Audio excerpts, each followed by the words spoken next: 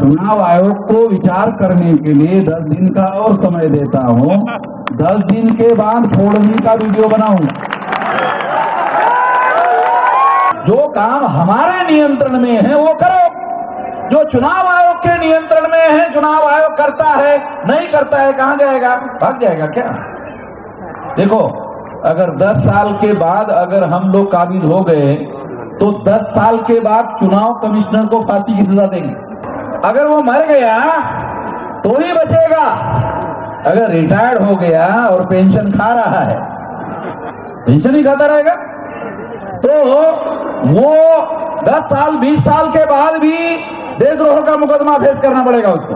जो मोदी कर रहा है तो उसका कारण ये है कि उसको लगता है कि मैं चुनाव शायद नहीं जीत सकता, इसलिए मंदिर बनाने के झंझट में पड़ा हुआ है।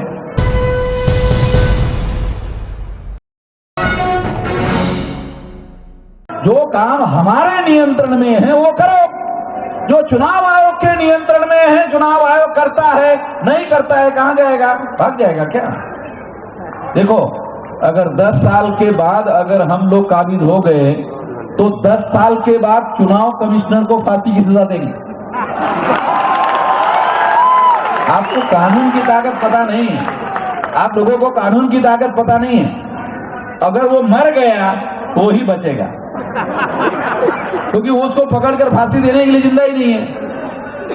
मगर चुनाव कमिश्नर अगर जिंदा है और हमारा राज आ गया, देशद्रोह, अगर वो मर गया तो ही बचेगा। अगर रिटायर्ड हो गया और पेंशन खा रहा है, पेंशन ही खाता रहेगा, तो वो 10 साल 20 साल के बाद भी देशद्रोह का मुकदमा फेस करना पड़ेगा उसको। ये देशद्रोह का काम है।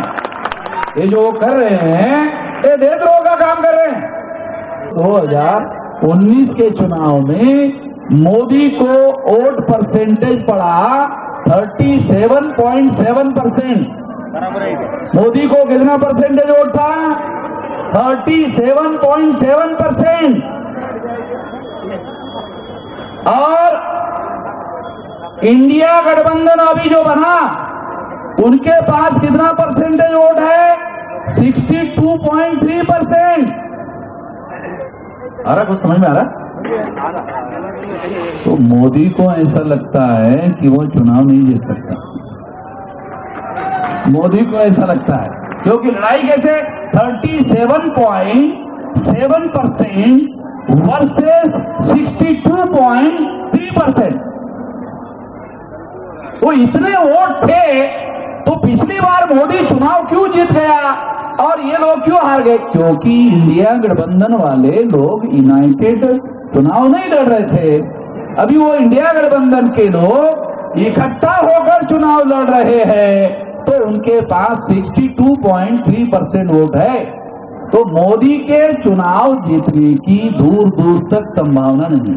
मोदी को ये बात समझ में आती है, मीडिया वाले ये आंकड़े बता नहीं रहे हैं। चुनाव आयोग के साइट पर जाने के आधार पर बता रहा हूं आप लोगों को, ये हमारे पास डाटा है। ये डाटा मैं आपको समझा रहा हूं कि मोदी के चुनाव जीतने की संभावना नहीं है और इंडिया गठबंधन के पास 62.3% वोट है, मोदी के पास 37.7% वोट है।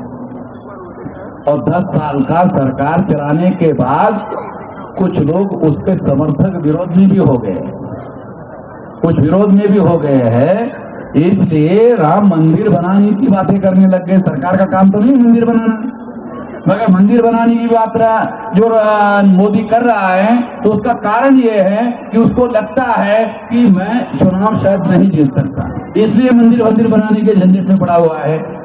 तो इस वजह से ये आखिरी बात मैं आपको समझा रहा हूं, आने वाले समय में ये जो चुनाव है इंडिया गठबंधन वर्सेस इंडिया गठबंधन, तो इसमें बदलाव हो सकता है।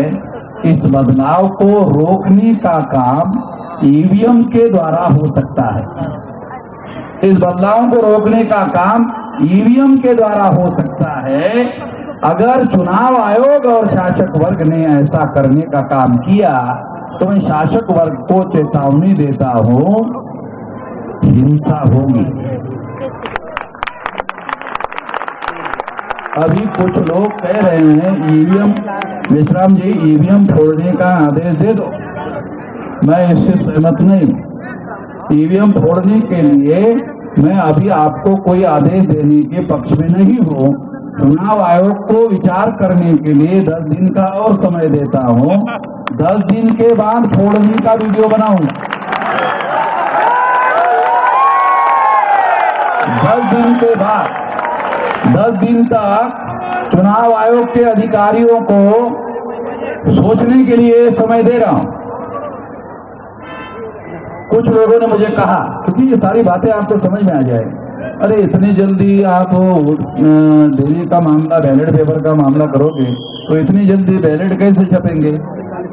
तो उनको, हमारे लोगों को जानकारी तो होती नहीं। अरे कैंडिडेट का आखिरी नाम डिक्लेयर होने के बाद छपाई का ऑर्डर होता है भाई।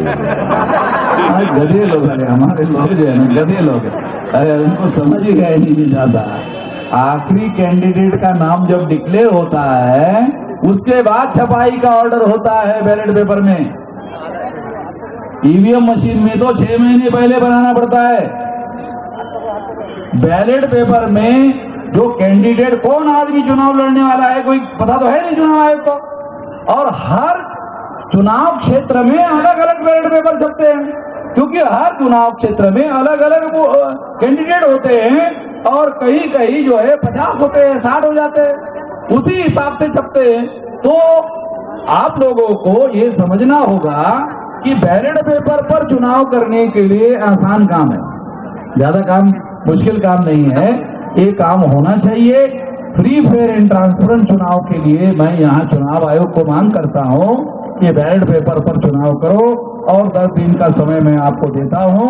अगर आप 10 दिन में इसको निर्णय नहीं करते हो तो फिर मैं खुद अपना वीडियो बनाऊंगा कि ईवीएम मशीन फोड़ने के लिए 15 लाख बूथ पर, वैसे तो अभी बूथ बनाना शुरू कर दो। ये जो मशीन फोड़ने के लिए 50% काम तो कर ही दो, बूथ बनाना शुरू कर दो। अगर बूथ बनाने से चुनाव आयोग मान गया तो ये बूथ का उपयोग शासक वर्ग बनाने में करेंगे। तो ऐसे काम लेना पड़ेगा। अगर मान लो बूथ वाइज संगठन बन गया तो इसका उपयोग शासक वर्ग बनाने के लिए करेंगे, और नहीं तो फोड़ने तोड़ने के लिए करेंगे। तो इसलिए आने वाले समय में मैं ये आखिरी बात कहना चाहता हूं, आप शांति से सुनो, और ऐसा कहकर मैं अपनी बात समाप्त करना चाहता हूं। आप यहाँ बहुत भारी संख्या में 32 राज्यों से लोग आए हुए हैं और सारे देश भर से आए हुए लोग हैं। आपको लड़ाई जीतना है तो 6 लाख गांवों में और बूथ लेवल का 15 लाख लोगों का संगठन आप खड़ा कर दो। जो चाहते वो हो जाए। 15 लाख बूथ का अगर आपने संगठन बना लिया तो आप इस देश में जो चाहते वो हो जाएगा। जो सफलता चाहते हो, जो भी हासिल करना चाहते हो, सारा का सारा हो जाएगा। ये करो।